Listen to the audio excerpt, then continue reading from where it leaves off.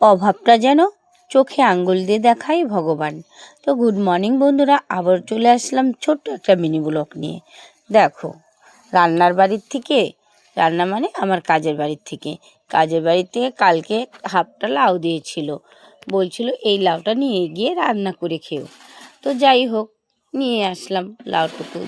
এই লাউটুকু দিয়ে অন্তত একটা সন্ধ্যা তো চলে যাবে, নিয়ে আসলাম। কালকে দিয়েছিল তো এনে রেখে দিয়েছি। আর দেখো, সকাল সকাল উঠে সব কাজকর্ম সারার পরে মনে মনে ভাবছিলাম যে ভাতটা আছে শুধু, রাত্রের ভাত। তো রাত্রের ভাতে তো কিছুই নেই খাওয়ার মতো, তাহলে ওই লাউটুকু একটু কাঁচা লঙ্কা কালো জিরে দিয়ে ভাজা ভাজা করব, তাহলেই কিন্তু সবার খাওয়াটা হয়ে যাবে।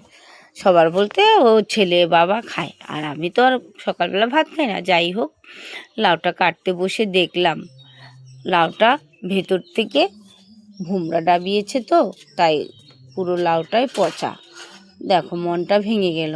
তো যাই হোক, উপর থেকে তো কিছু বোঝা যায় না যে লাউটা পচা আছে কি ভালো আছে। তো সাইড থেকে কেটে কেটে বাদবাকিটা নিলাম, সম্পূর্ণটা ফেলাই গেল আর কিছুটা নিয়ে নিলাম। যে যাই হোক, এতটুকু দিয়ে তবুও তো সকালের খাওয়াটা হবে। ওই লাউটুকুই আমি যত্ন সহকারে কেটে নিচ্ছি।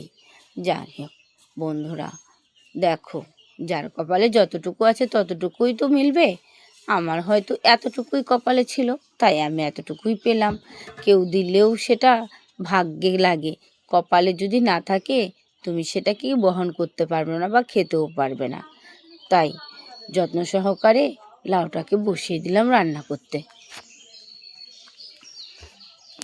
যেহেতু লাউটা শুকিয়ে গেছে, মানে ভেতর থেকে একটু পচা পচা হয়ে গেছিলো, তো সেই কিন্তু লাউটা খুব একটা ভালো নেই। তবু আমি বসিয়ে দিলাম, খাওয়াটা তো হবে। দেখি, কাঁচা লঙ্কা পাঁচফোড়ন সম্বারা দিয়ে লাউটা বসিয়ে দিলাম। আর দেখো,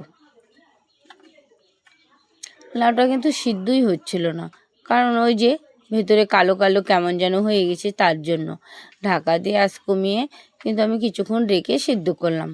বন্ধুরা, তোমরা তো সবই দেখছো, আমার সংসারের বিষয় তোমাদের কাছে তো সব কিছুই শেয়ার করি।